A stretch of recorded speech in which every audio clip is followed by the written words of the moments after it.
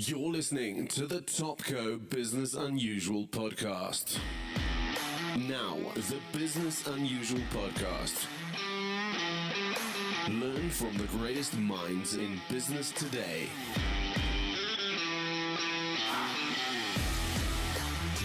Interviews hosted by Ralf Fletcher. Learn how to improve business, get tips from industry leaders, and be motivated by real-life experience. Topco, Business Unusual. So welcome to this week's Business Unusual podcast. Today I'm joined by the CEO of Nashua, none other than Barry Fletcher. So welcome, Barry, to the podcast. How are you doing? Great, thank you, Ralf, and you. Thank you for the opportunity. It's fantastic to be here today. Yeah, we were saying earlier, it's taken us a couple of months. It's like a long date. It's been since February, I think we've been speaking, the 20th of February, maybe earlier. So it's good to get you on board. No, it's fantastic. We were saying a couple of days ago, I don't know if it's an age thing or a technology thing, but time is going past faster and faster, and we tend to find more time as we go along. But I do believe a part of that is technology, and then also new ways of working and new ways of operating. But yeah, So yeah, let's make the most of it. I'm going to put it down to technology because I'm not that old, so I'm putting it down to that one. Yes, sir. But I mean, Nashua is 50 years old, and I suppose part of the discussion today is around that. And I think for me personally, I think Topco is just over 25 years old, so we're like a little baby. You're the grandparent, we're the child maturing, and so I'd love to discuss that a little bit because on our own growth we're looking at what is it like. It's obviously easier, we know that. Yeah. And so what's it like at that age? But before that, let's just talk a little bit about Barry, because how did you get to this position? Sort of a little bit about growing up. What drove you into this industry? How did you become the leader you are? Sure. I'm not going to go as far back as school because I don't know if that'll be appropriate in terms of my behaviors at the time. But out of school, okay. Loved sports, big sports fanatic at the time. Moved into the military service after school because I wasn't sure what I wanted to do. And I actually did my basics in Kimberley, came to Fletcher for my last couple of months, and decided to go and study BCom. And after my BCom, it was interesting. It was difficult finding the right job, the right career. At the time, I also wasn't that sure exactly where I wanted to be and where I wanted to go. And I had an opportunity to go and work on a contract basis at a business called Nettel Cellular in 1998, which was part of the bank at the time. And joined them, small little business. We were 40 people. We had 1,000 customers. In 99, they made me an offer to stay on permanently. It was really exciting, young culture, all people of similar age, all graduates. And it was just very dynamic. It was a high-tech industry, learned a lot. We launched anything between 20 and 30 products on a monthly basis, be it mobile services, be it the new cell phones coming out.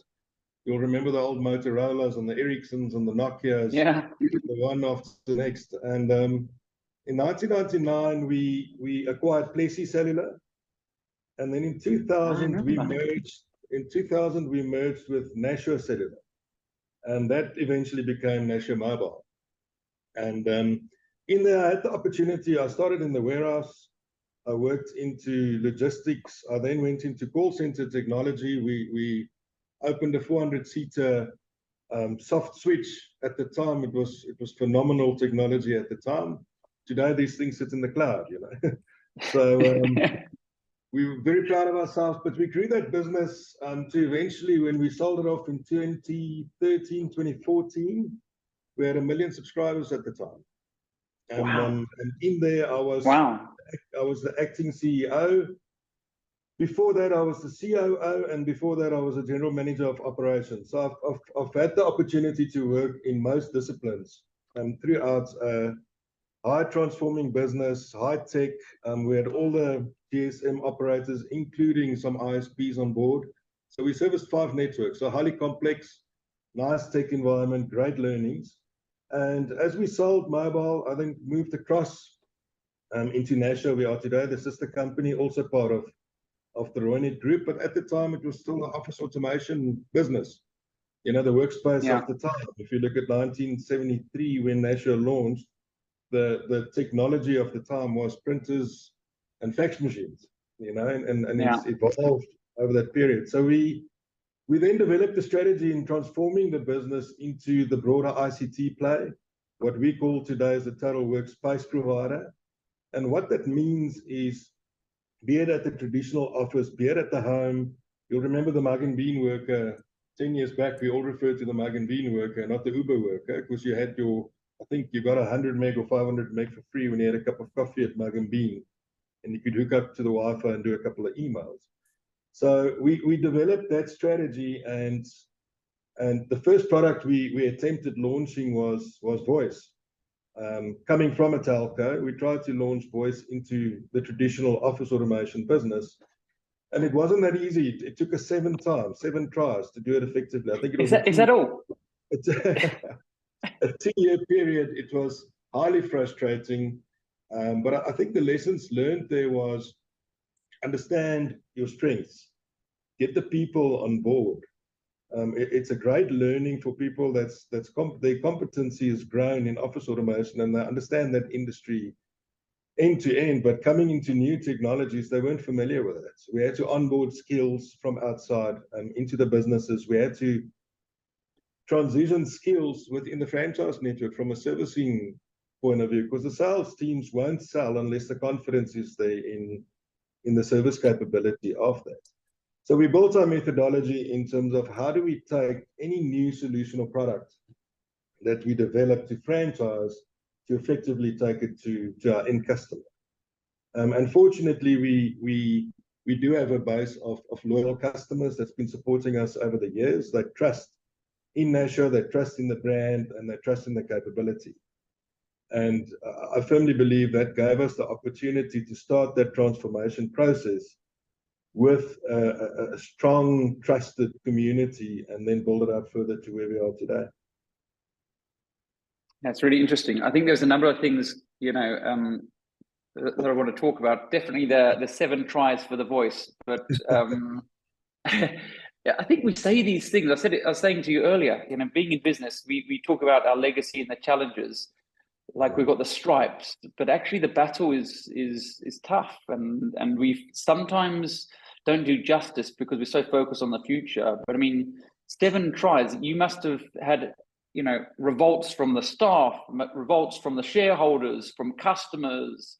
How did you find the resilience, and where did you get the inspiration to keep on pushing? Because 7, let's be honest, 7 tries is like once, okay, you made a mistake. Twice, you got it wrong somewhere. 7 times. I think it comes down to the leadership team. It comes down to the team within your business, and because we're a franchise business, so we franchise all with 42 franchisees. It's getting them to, first step is getting everyone to buy into the strategy, getting into where do we want to be, what does the total workspace mean, and what is our purpose? What is our purpose in that? What do we want to achieve? Secondly is, you come in these things, and sometimes I'm using the word arrogance loosely, but sometimes we're arrogant in taking these things up and say, well, it's quite pretty easy. I mean, if the guy next to us can do it, why can't we do it? But it's understanding your core competence. It's really ensure that you invest in the people, the training, the capability. But first of all, get the people on board. Understand the technologies, understand your strengths, and then start building up step by step from there. But for us was, as I said, we've now got a methodology, step by step, in terms of how do we do the pre-investigation, how do we do business cases, how do we involve our franchisees as part of the business case development. Because, I mean, they're the people on the ground. They deal with the markets and the customers face-to-face daily. We don't always necessarily understand the detail behind that. So make sure you've got all stakeholders involved in making those decisions, and and defining the roadmap to eventually launching those type of solutions. I can see someone watching this podcast now saying, well, I spoke to my team and I got them involved and we made a decision and we went and it didn't work. Yeah, you need the right skills on board. You need to invest. You need to get the right skills from industry and that really understands the technologies and what works and what does not work. You need to ensure that your platforms can support these things. You can't only have the strategies, but I think you need to define step by step in terms of the detail. It's like anything in life. I believe project management at the core of most things. If you do it well, you can achieve almost anything. So if you really build it out at a project management layer, step by step, what needs to be done, what skill sets do you need, where it's resourcing, where do you need to in-source the right skills to help you deliver that type of capability. It's understanding all those nuances in defining the overall ultimate success. And sometimes we underestimate skills. We underestimate. I think having the right resources at the right time within these environments, and we always have those 2, 3, 4 people in our business that can do anything. But it's not necessarily the right thing to do, and it's not necessarily sustainable if you do it that way with the same people. Yeah, I was going to pick up on that because I think something you mentioned earlier. I mean, I want to go to the school days, and I want to talk a little bit about starting out, but the army stuff, and I suppose why? Because it seems that maybe you weren't the best student, and I kind of get this feeling your leadership in business wasn't properly enhanced at school and possibly might have been a little bit disruptive and entrepreneurial. And I'm wondering, has that actually, that disruptive, that looking at things differently, is that what stood you in good stead now, that inquisitiveness, that going against what everybody else is doing? No, I think I've been very fortunate in my career. I've had great leaders. I've had great mentors that are reported to disruptors, people that thought about things differently.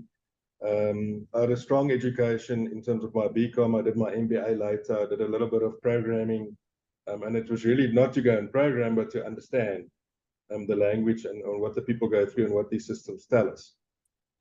So I think it's a combination of all of that. And if I look at the team and I do understand the capability of Nashua as an overall engine and our relationships in the market and what makes us tick and that we are a trusted partner. So in that belief and understanding our strengths gives us that opportunity to go and diversify further. And you would say our theme for the last 2 years was building tomorrow today.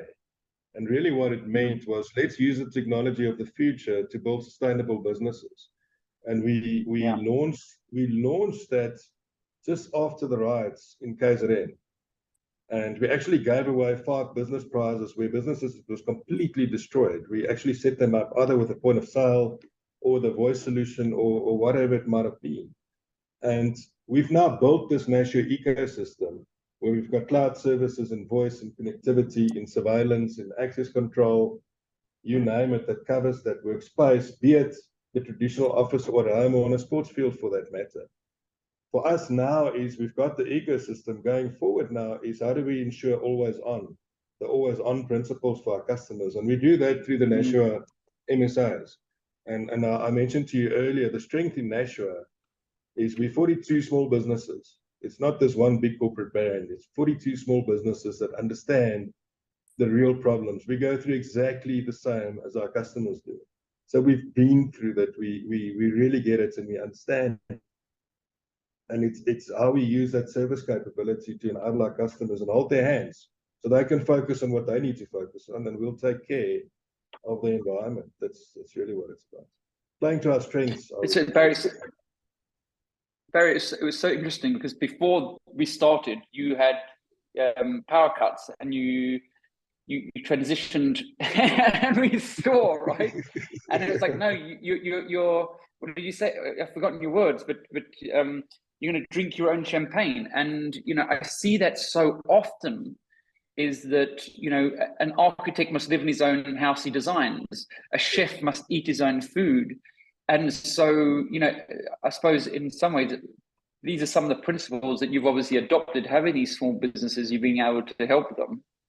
I'm intrigued with the transition in COVID, because most businesses tried different things, and a prize or giving back in that way it's great when it's successful. But there's risk attached to it because we don't know the outcome. If we did, we'd all be successful, right? But so what's your sort of process when you're going through these new initiatives that you're going to launch that you find success with? Is it the team that comes up with it, or is it like a certain brains trust, or how does it sort of come about? So we do, obviously we've got a leadership team at franchisor. Also, I've got 42 franchisees, operators in the market. So together, collectively, there's a lot of ideas that comes up. In the partnerships, we've got strong global partners in Hikvision, in Rico, in HP. There's a lot of conversation in terms of where our market's going. And I suppose if you understand where markets are going and where industry wants to take the market, it's identifying those opportunities that could play back to your strength. Now, the strength of Nashua is we want to place product, and we've got the finance capability to provide customers with the solution. Our interest is to service that solution, to make sure that the customer is always on. So the sale is the enabler for us. Placing the product is the enabler. It's not about the product, it's about providing that holistic service. But coming up with an idea is one thing. From there is really doing proper research, and you know, you use your research houses, you've got the IDCs, etc. of the world that we use to understand where the markets are going and what industries are doing. And you have to do your business case. You need to really understand, will this be successful within your current strengths, in your core business? Does it play to your core strengths? Secondly, what type of skill sets do you need to onboard, if any? And most importantly, will your customers accept those type of solutions or products from you as a business in terms of what they know of you? So if you look at Nashua, I think one of the more difficult things to do, and because Nashua is a household name that's been there for 50 years, we all grew up with it, with Nashua, saving you time, saving you money, putting you first. We don't remember the old videos and adverts that came out on TV in terms of Valentine's messages being printed out, etc. But converting that known fact of Nashua is the association as an office automation player or as a print business into ICT has been the most difficult transition for us in ensuring people are familiar that we're not just a print business, we're a lot more than that. We're a total workspace provider. And you know, besides the marketing messaging, for us getting involved in the communities, we've done some really nice community Wi-Fi projects with Exaro in the South Coast, and we're doing with some stuff at the moment in Eastern Cape. Getting involved with super sports schools, you know, identifying sports leaders of the future through AI technology. And Nashua is not only the founding sponsor, but we're the enablement partner. And those small things show this capability, and it builds trust in the brand that we actually can play in that space. So I think it's a few things that needs to be considered, but the market message and what the markets accept you as a brand within that certain space is important. Yeah, I mean, it's weird how you've mentioned, I think 2 or 3 times now, always on. And when I was doing the research around Nashua, and I saw that it's the printing, it's a total workspace, it's a connectivity, and I wrote down the words on a piece of paper, always on. Yes. I was like, your goal is to be always on. And I suppose why it is important to me, or why I thought about it, because I see businesses adjusting from selling products or services to solving a challenge that people have that they don't even know they've got. An example for me was I left some cycling stuff in my car, and someone politely is borrowing it. And when I went, I've got surveillance cameras and everything. And so when I went to go and see who the nice person was, so I can go and find it, I realized that it was load shedding. And so I phoned my guy that does my security. So, can we pull it? He said, no, it's load shedding. and I thought right there of like Nashua and many other businesses. I didn't want the cameras. I don't want the cameras, and I don't want to think about those things. I need someone who's going to service me a solution. I don't want to necessarily. It's not the camera I want. It's the security. I just want to make sure the camera works. You want the comfort that it's taken care of, 100%. I want that. And so I think, what I see is that business has changed fundamentally from selling products and services. And we were speaking earlier, and I thought to myself, the dilemma that you might find yourself in, because I know you've got a huge amount, you're known as a sales organization in many ways, but you're also a franchise organization, you're an ICT organization, and you're a service business. And I was thinking, is that confusing? Is that a challenge? Is it just complex? How do you... What are some of the challenges with that? Because it is different to most businesses in the sector. I don't think you mentioned earlier, there's no one in the world, in the ICT world, that's got a franchise model. So it's very unique. It is unique, and it's homegrown. I use the word homegrown in a South African business over the last 50 years.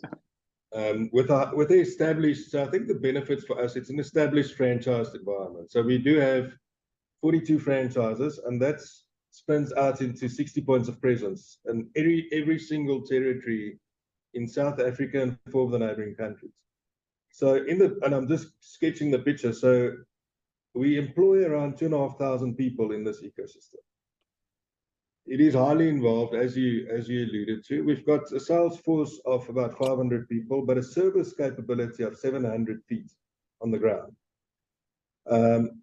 And as you transition, and the transformation was not to go and employ more and more people, because it becomes inefficient. And we know efficiency is quite key, specifically after COVID and what's going on in the economy at the moment. Efficiency is really core to any business survival at the moment. So for us was, how do we start cross-skilling the IP that we've got across the different segments? And we've managed today to get around 40% of our service capability can service 3 and more lines of business. Now, when I say a line of business, if you look at voice, PBX, it's all IP based, so they can take care of that. And we did not really have to go and onboard more people. We can do more with the people that we've got, and that was through a lot of training, a lot of skilling in that regard, but also operationalizing platforms. We've operationalized our own IoT platform where we now remote manage and monitor some self-healing capability. So that can take care of the first layer, and then deployment will happen thereafter. But it does come with a lot of complexity. If you look at your traditional franchise model in the fast food example, it's a menu structure. In the IT space, in the ICT business, we've got portfolios stretching from print right through to the server at the back of your server room, or the surveillance taking care of your perimeter security, as you mentioned earlier. So it's very diverse. It's not an off-menu structure. It's more of a framework. It's a framework. It's many partnerships, strategic partnerships in sourcing the right products from our partners that we can associate with as Nashua, so tier 1 products. And then a finance capability to help our customers to get these solutions into those environments. But yes, as we evolve, it did get more complicated. But I think the key is really in your platforms, your systems that brings it together, and having capable and reliable partnerships out there is fundamental to the success. I'm always intrigued because as a businessman, as an entrepreneur, I'm also looking forward, and I saw the opportunities and benefits of technology. And we, for many years, purchased a CRM system, and we spent a lot of money, many millions, on the CRM system. And we tried to implement it within the team, and we tried carrots, sticks, you name it, everything that we could, and we failed dismally. And I often think of the wasted time, effort, energy in that. But part was a skills thing, but fundamentally the technology worked. It worked in many platforms across the world, and it wasn't a technology issue. It was like it's a culture and a internal processes problem of adopting these things. And I realized really quickly that South Africa and Africa can technology is going to enhance everything. But if we don't understand how to implement these things properly in our cultures and create the right mindsets, then we're going to have a challenge. And that's one of the reasons that we actually created Africa Tech Week for that purpose. It was like, well, we've got the technologies. We know we need to digitally transform. But I also know from my own perspective, as much as I wanted to, there was another skill needed. And it was a leadership skill. And it was bringing along the people. I mean, you did that not just with people in your organization, but in a franchising environment. So what are your sort of, I suppose, actionable insights? What do you think other people could learn from how you did that? Sure, it was definitely not me by myself, but it's to your point. It's around the leadership capability. It's first and foremost the team around you, your direct team, is having the right people on board. In terms of leadership style, and I said to you, I was molded and groomed by many fantastic leaders and mentors in my life. I had that opportunity, and a couple of things stands out. And firstly is really authentic leaders, people that, you know, there's no pretense. You see what you see is what you get, and guys that really get involved and get stuck in. I think the old ways of 10, 20 years back on the deep hierarchies in leadership that looks at everything at a parachute level, a 20,000 kilometer view. I think those days are over. People want to be able to associate with leaders. They want to understand the purpose, and they want to buy into that purpose. If you look at the new ways of work and what's been forecasted, and I had an opportunity to engage with some Oxford graduates, and they're not looking for brands, they're not looking for money, they're not even looking for positions, they're looking for companies with aligned vision and purpose that sits with their core values, and they want to associate with those companies and add value to those companies. And then, I mean, we all speak about servant leadership. You know, what does that mean? And I've been fortunate. As I said, I started in the warehouse on a contract, packing phones and packing SIM cards. Some people will see it as an embarrassment. For me, it was the best learning curve ever. And I had the opportunity to work ground up and at an operational level, understand the different dynamics within business. So when you formulate strategy, most people fail in the implementation of strategy. Is how do you execute that vision? How do you execute where you want to be? And I believe through the experiences that I've built and the teams around me, we've been great at implementation. And we might not be the world's best strategists, but we're good at getting things done and getting stuck in. And I think leadership of today needs more of that. I do see, you do see a global movement towards servant leadership, and authentic leadership is the buzzword of the day. But it's true. And lastly is the importance of formulating the right relationships and partnerships out there. And it's key. You know, I said to you earlier that this year Nashua's partnership with Rico stands for 40 years. You know, and it's still building strong, but it's aligned purpose and aligned objectives in terms of where we're going to go. And together you can do so much more than by yourself. Yeah. So it for me, it brings it together, and that supports the aspects, not only from a skill set point of view, but also in R&D, in where the markets are going. I mean, it certainly helps. Yeah, I mean, look, I think a lot of the things you're saying are aligned. For us, one of our values is show, don't tell. And I think it goes to that parachute sort of thing of telling people what to do. And it's getting your hands dirty. And I suppose it's like eating your own, you know, drinking your own champagne. It's showing people and not telling people. And I think people learn by being shown as well. So if you can't do it, then we've got a bit of a problem. 100%. I mean, are you seeing other principles or values within your organization that sort of also bring out these things? For sure. I think we've been on this journey for the last 7 years now in terms of transformation. So, and it's not only with our staff, you know, it's with the franchisees. We try and spend as much face time as possible, interact as much as we possibly can. We try and stimulate similar values and cultures throughout the entire Nashua ecosystem. And it's repeated messaging, it's repeated conversations, and repeated alignment. But certainly, we definitely see the leadership team standing up, and I believe that's been a big part of the success to where we are today. Is that leadership team and the qualities or the values within that. Yeah, yeah, yeah. I mean, I suppose it's how do you implement this tech across other organizations? But I mean, the partnerships itself. You've gone from sort of 2 or 3 partners. Yeah. To, you said earlier. Around 55, we said last night. We actually counted them. And obviously, partnerships now we're seeing more and more people leaning on partnerships. Do you have like because every partner is looking for different things, and every partner is comparing themselves to the other partner, and then you've obviously got your own initiatives and where you guys are going as well. Do you have a sort of some principles for how to choose and how to balance these things?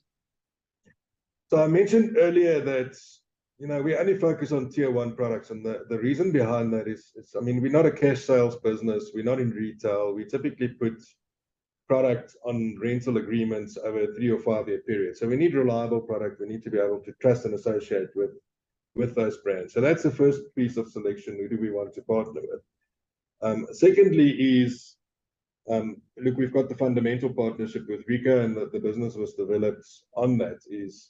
But where do we have aligned purpose in terms of where we want to go? So if you take Heat Vision as an example, it's our only partner in surveillance and access control technologies. But we believe in their R&D, we believe in the quality of their product, and vice versa.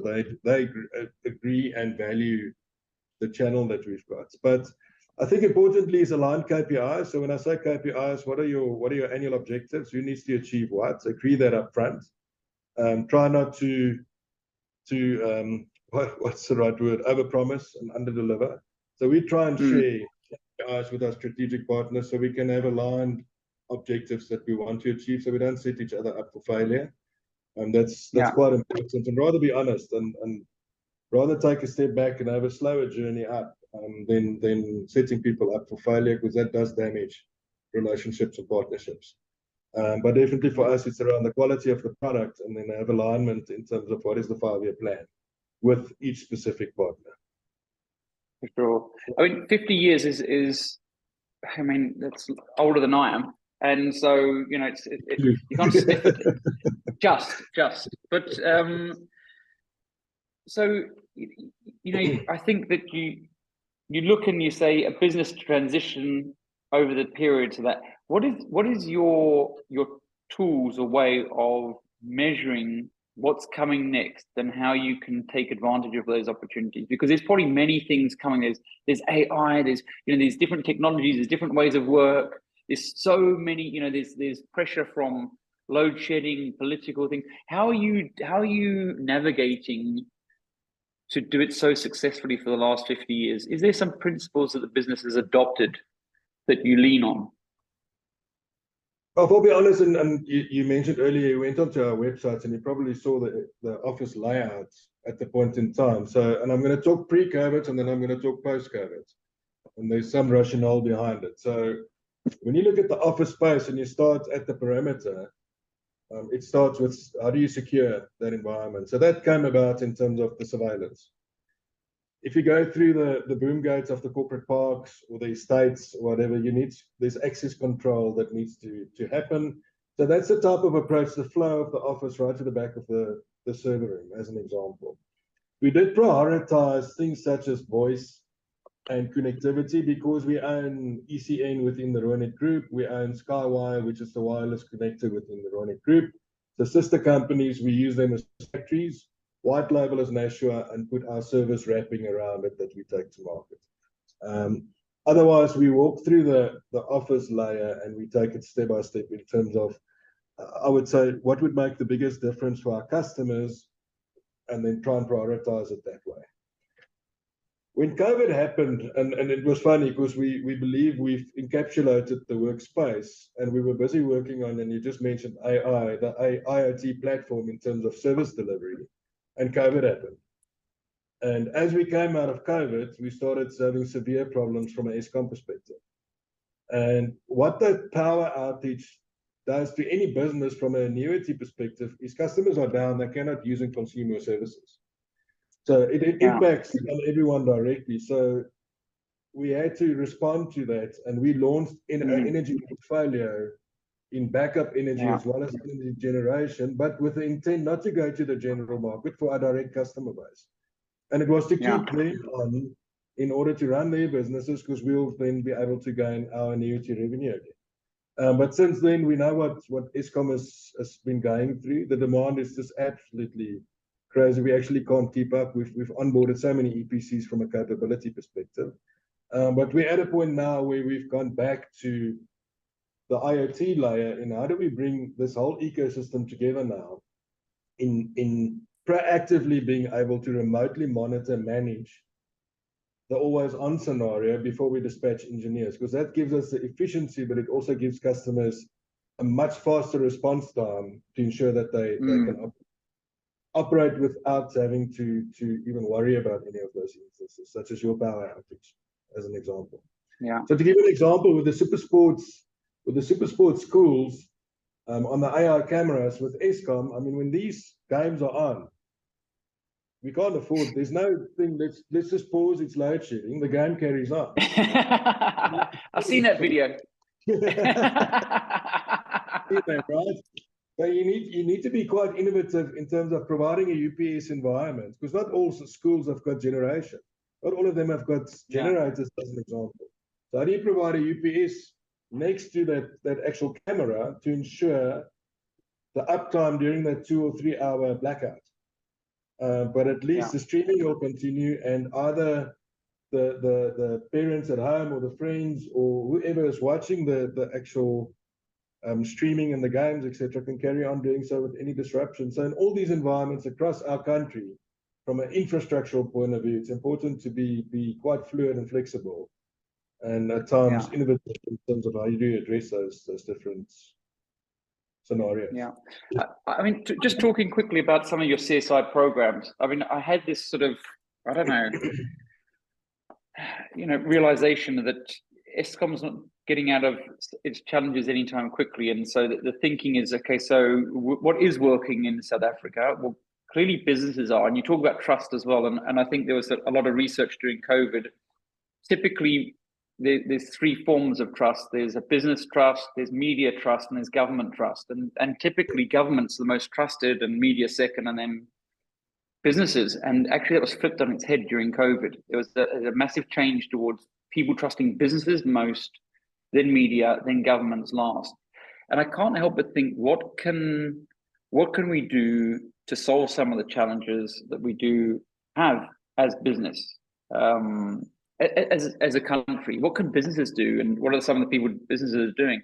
And so, I do feel like these social impact initiatives are important.